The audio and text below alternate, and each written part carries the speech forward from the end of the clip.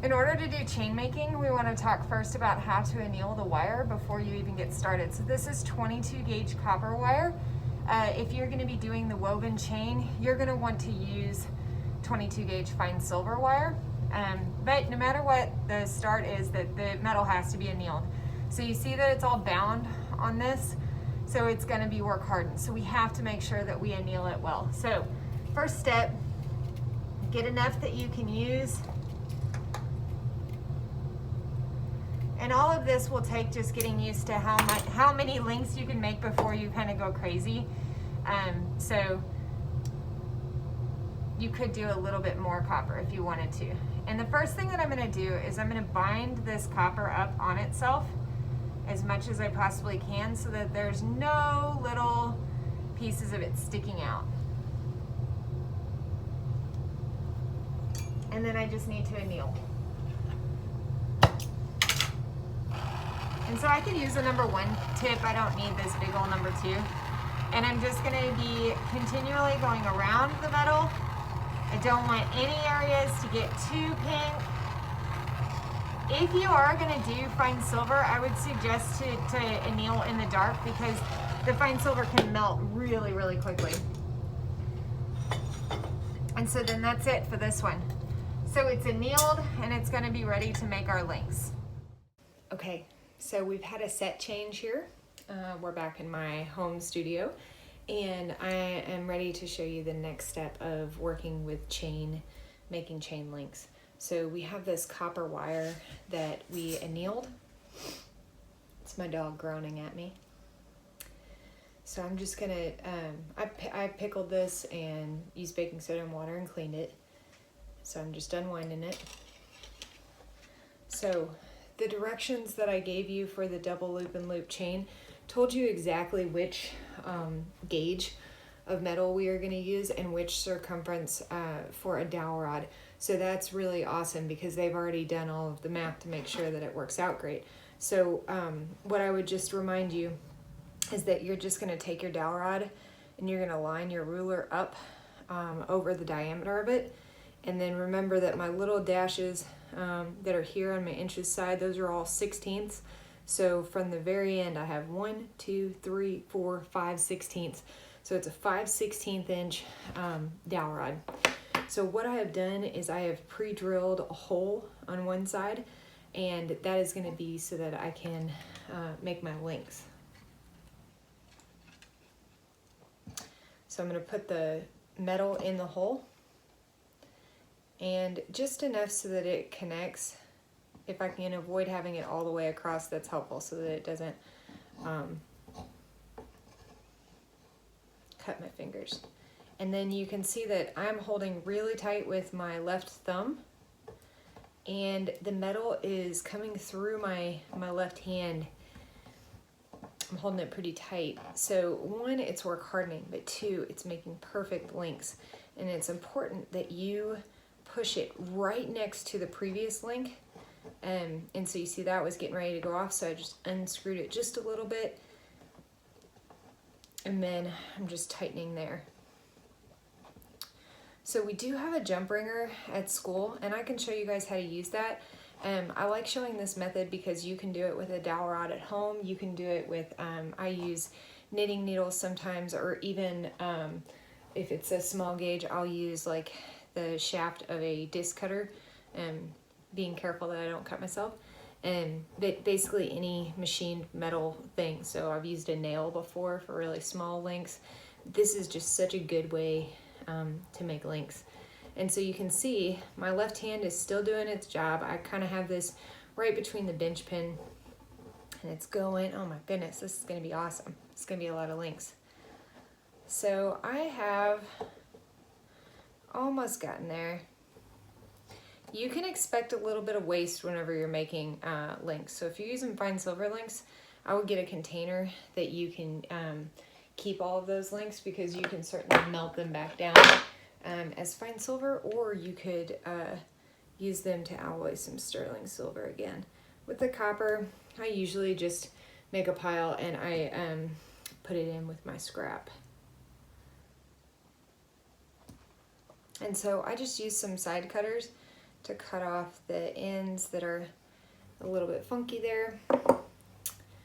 And again, this is 22 gauge wire, so most of your side cutters are gonna work great, especially with non-ferrous. Okay, so that I have done. So the next thing I'm gonna do is I'm gonna use masking tape. I don't have masking tape readily available, so I'm gonna use some painter's tape. I'm gonna take my whole roll that I made and I'm just gonna put masking tape around it. This is gonna make it just a little bit stronger so that it doesn't just collapse. Now what I do is, here's the end that has the hole in it. I'm gonna flip it over and I'm gonna place it on that end. And so right now I have this in the filing side of my bench pen so that that's slanting down towards me. I might switch that to the cutting side, which is the other side, but this actually might sit in there really, really well. So I'm gonna leave it here for a second. Now I didn't load my saw blade yet because I have to really slow down and think about my saw. Again, we have our 6/0, 5/0. I'm gonna skip a couple, 1/0, 1, or 0, 1, 2, 3, 5, 6. And so again, you want to think about this is how this works. So we have 6/0 that has the tiniest little blades. 0 that has multiple blades that are going to be touching the metal, and then the 6 is really big blades. So that's for cutting thick metal. And so when you think about it, you want at least 3 curves of the blade to be touching the metal at the same time. And so that's why this can be really, really thin, and this can obviously be really, really thick. And so I mention that again because the most important thing about making your own links is that you need to make sure you're using the right blade. So books will suggest to use 8/0.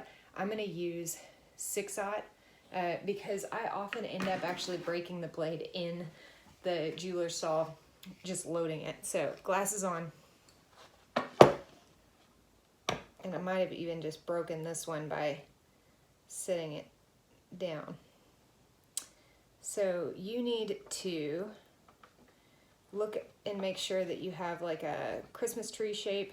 Sometimes I even have to use my optivisors for this. And so if I'm gonna tighten it all the way normally, I'm gonna go about half that much on the 6/0 because it can break. And so then we'll watch. Whew, didn't break. So, and it's really tight. So you want 6/0 because if I use something that's bigger, even though it's 22 gauge, if I followed the 22 gauge thing and it says to do like a 1/0 or a 2/0, the problem with that is that all those 22 gauges are next to each other and there's air in between. And so I don't want it to grab all of the other links and pull them apart. So 6/0 is really important. And then I'm going to use my dowel rod to basically protect my fingers.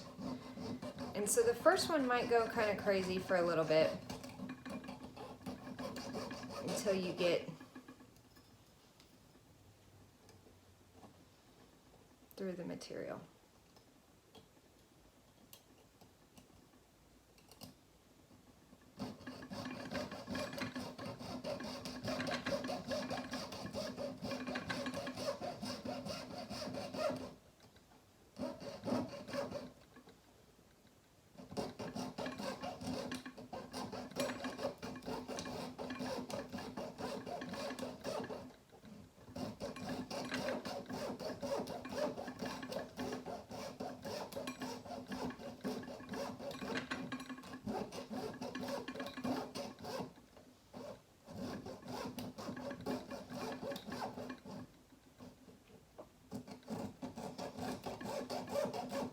So I'm not talking because I'm trying to avoid cutting myself and I'm trying to avoid breaking this blade. So this is one of those things you gotta slow way down.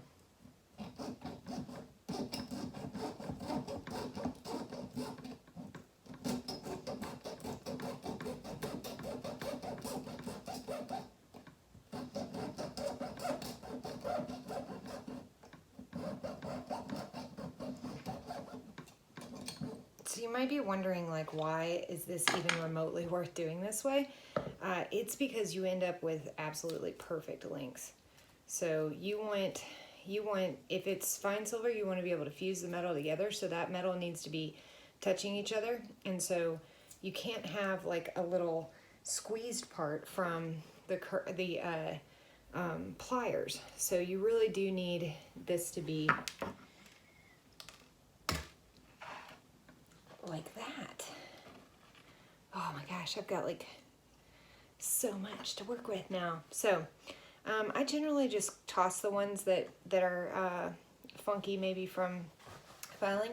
And then the next step is either with 2 pairs of pliers, which is a good idea to save your hands.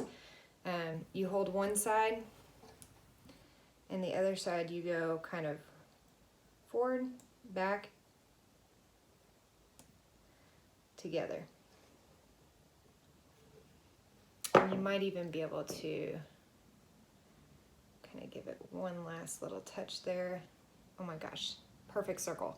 So you want to do this with your pliers. Sometimes I'll use one hand without pliers because it's a little bit faster. If you're doing tons of these, think about how much it's going to hurt your fingers having them like this though. So you can make a ring that is for creating jump rings, especially bigger jump rings, and it's just a ring that has a slit in it. And so I think you can make it either for the pointer finger or for the thumb, and then you just attach it to that slit. So a lot of people that make chainmail end up doing that. So probably if I was doing this for real, I would go ahead and get my soldering board out, and I would just put these straight on that board. And even though this one has like a little weird shape, it's still, the cut mark is really good, and I'm gonna end up making these into a bone shape anyway, so they'll still work. So as you can see, the idea of making chain is that you make as many as you possibly can without kind of going crazy. So it'll take you a little while to decide what that number is. But same thing on making these, on closing these up. So technically you could cut these, multiple columns of them, and then bring them home to put them together. Or you put them together, solder them all at school, shape them. I lost one. It's gone forever. It's not even in my dustbin, I don't think. Oh yeah, it is. Woo, bonus. So anyway, oh no, that's a crappy one. Oops. So yeah, the other one's lost forever. I heard it hit the ground somewhere. Bear didn't complain, so I guess it didn't get my dog. Anyway, if you do these in kind of massive amounts, once you solder them and you shape them, then they're ready to be annealed and then to weave. So if you're gonna have like a major Netflix watching thing, get them all the way to the point where they're the dog bone shape and annealed before you take them home. Sometimes I'll shape them and then I forget about the annealing and I come home ready to weave, and then I'm like, oh man, bummer, can't weave. So you see that I end up using my fingers. It's just make sure that you don't do too many at once where you could start hurting. Okay, so I'm gonna get these set up to solder, and we'll show you the next step. Okay, so at school we're gonna use the solderite bricks because it's a lot easier to see, and you definitely don't want little holes where solder can go falling down, but this is what I have at home. So I'm using a 0 tip. You could also use a 0.0 tip. Just checking my pressure, making sure that it's at a 5 or 6 on the red PSI. And I could already flux these and put tie-ins of solder, so that's what I have on this one. But I can also pick solder them on. So I've got a couple of little pieces of solder sitting here. And one thing, just so that I remember where my joint is, since these are so small, my joint is at the very top on every single one. And if I am in a pick solder, a lot of times it's just going to solder straight to the joint. But if not, I'm going to go straight into the inside, and then there it goes. And it kind of flashes, it looks like mercury a little bit, and I let that solder run. So there you go. I'm going to show how to do that syringe style solder, the one that the flux is already included. I'm going to show that. Maybe that one's weird. I must have had some solder still sitting there that it grabbed. I usually throw out the ones that I don't want right away so that I don't end up wasting my time with a lot of cleanup. So that looks great. You can see that I'm just kind of seamlessly changing between my right hand and my left hand, just if I need dexterity. And doing these on the solder pick soldering is actually working really great. Make sure that you don't use a huge old piece of solder, because then that'll be a lot of solder on your link. And so I'm actually pick soldering it, and it's flowing straight onto my piece. So I'm like preheating, and then there it goes. It's pretty sweet. Eventually you'll get touch. So I have this right at the palm of my right hand, mainly so that you can see it on the camera. But obviously I wouldn't suggest that, because I can't lean my hand on this because it's hot. So normally I'd maybe put my pick solder here or up here, so that you can then lean your hand on the brick here. Okay, so we're getting ready to solder, and before you ask, yes, this is an interesting setup. Perhaps later I'll do outtakes of how I rigged up my camera to be able to do this. So here we are, links. We're getting ready to solder them.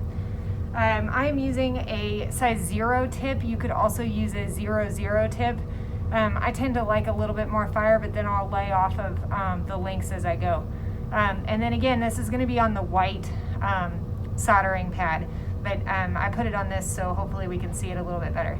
Okay, so I'm going to get ready to solder.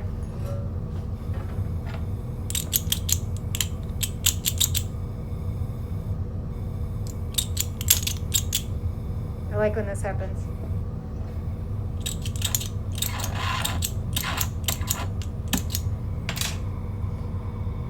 Okay, so I'm going to go kind of right over the top of it. And you can see like a little puff of smoke.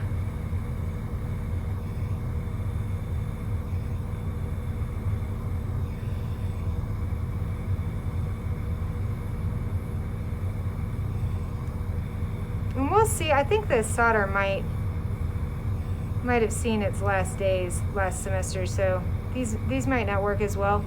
Same thing would work with if you use Palions. So I'm kind of going straight over the top of it, right in the middle. And sometimes to get the solder to flow, I'm kind of going right off of the end of it.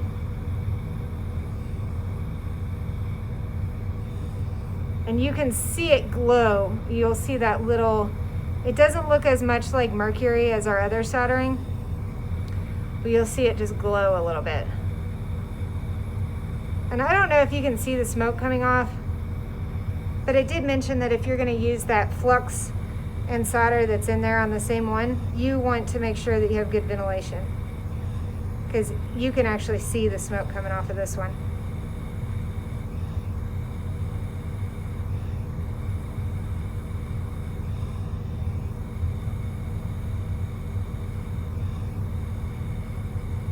Okay, so all of those are soldered,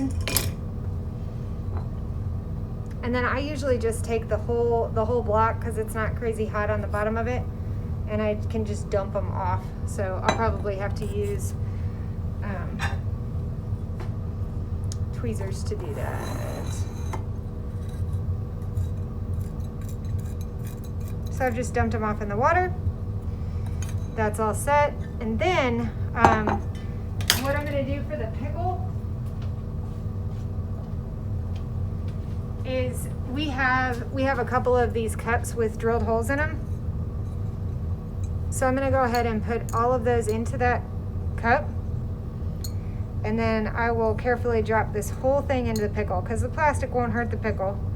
But then I don't have to go searching for my links forever. So that is soldering the links.